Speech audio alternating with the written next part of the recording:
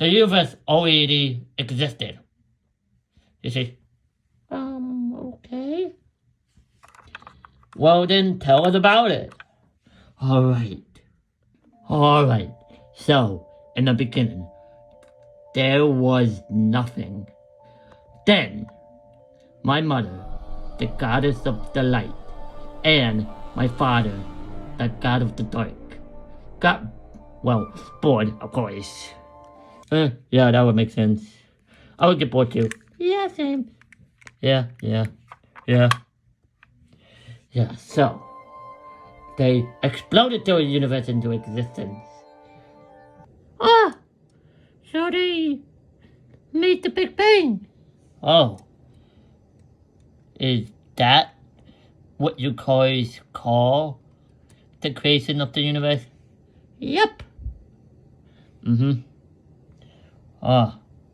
I see.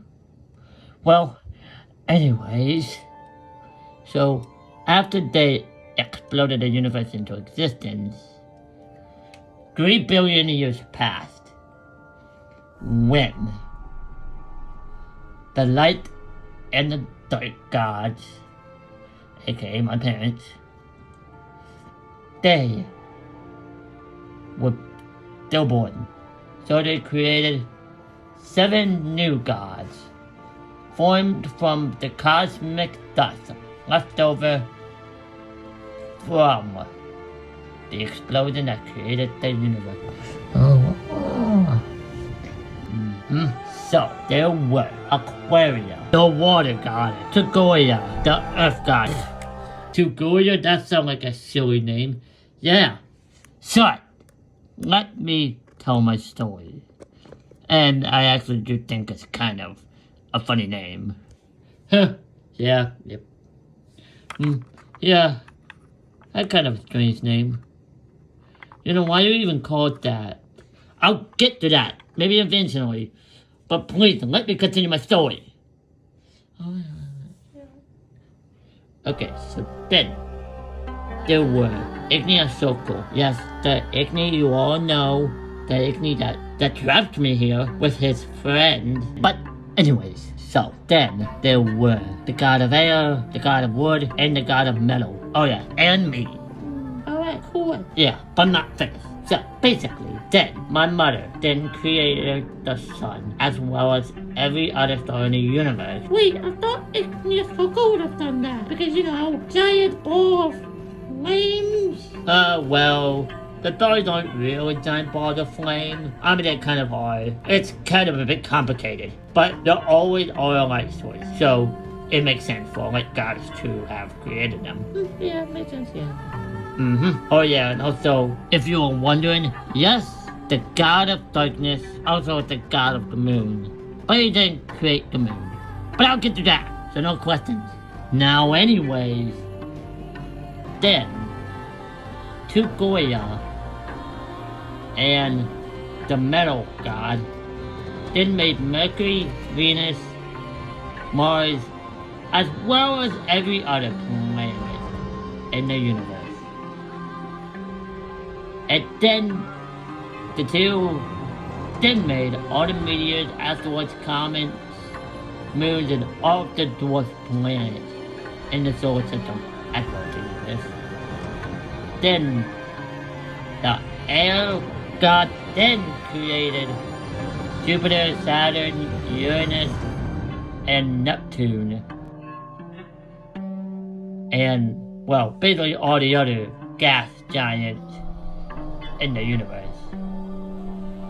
Oh yeah, and also Aquaria wanted part of it, so she made some water planets scattered across the universe with the help of Tugoya and the metal god. Anyways, Igni then created a new planet called Earth. Yes, this one. He created this planet. Anyways, he created this planet and he put it in the middle of Venus and Mars. Because Igni pushed Mars away, it lost its green and became a red planet. But while that was happening, the gods didn't like Igni having a fire planet. So they made Aquaria kick Igni out before turning Earth to a water planet with a bit of land which slowly grew and grew and shifted around for 2 billion years before I froze over the planet for 200 million years. Because of what I apparently did, the gods decided to just invite Igni back. And you know what he did? He melted all the ice that I used to freeze the planet.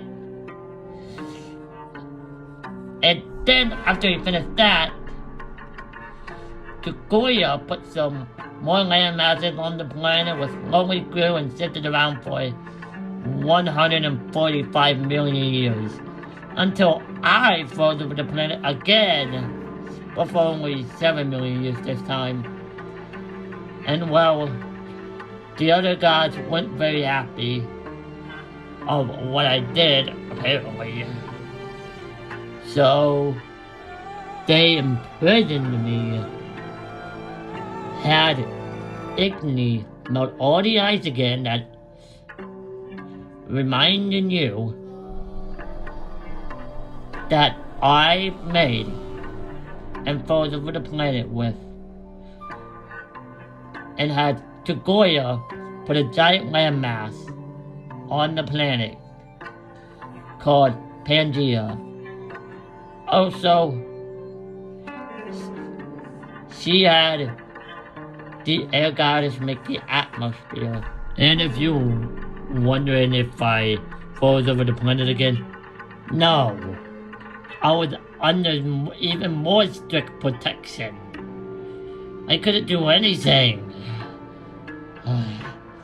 But because I wasn't able to do anything, because I was under strict surveillance, the planet never froze over again.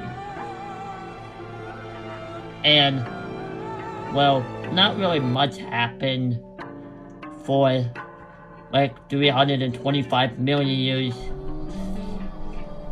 But while Pangea was slowly growing and shifting around, Tukoya experimented with different life forms, but each time she didn't think that it was good enough. So she created dinosaurs, ferocious beasts that were pretty strong and powerful.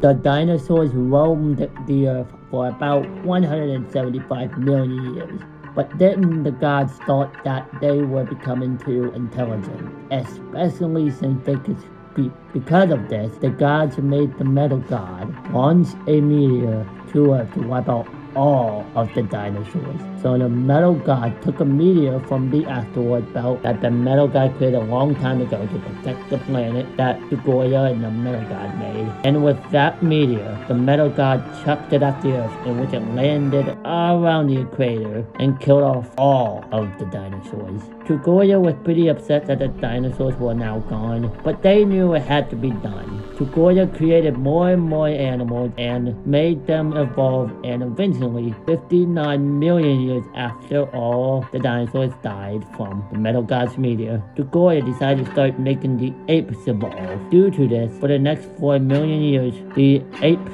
turned into humans and the Neanderthals. Everything was fine for the next 1,960,000 years, where the gods then got interested in mating and having kids with mortals. Since the mortals were doing it a whole lot, the Supreme God didn't like this idea, so they told each of the gods that they can only reproduce 2 times.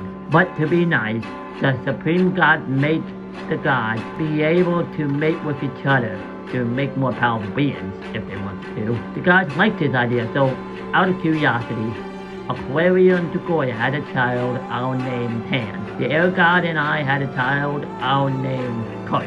The wood god and the metal god had a child I'll name Maru. And Igni didn't have any kids yet due to not having a partner. Then, after 20 years, Aquaria Goyle, the wood god, and the metal god decided to let their kids have a child together. So Tan and Maru had a child I'll name Mac. Then Igni, finally seeing an opportunity, wanted a child with Mac. So then they had a child I'll name Mac Jr.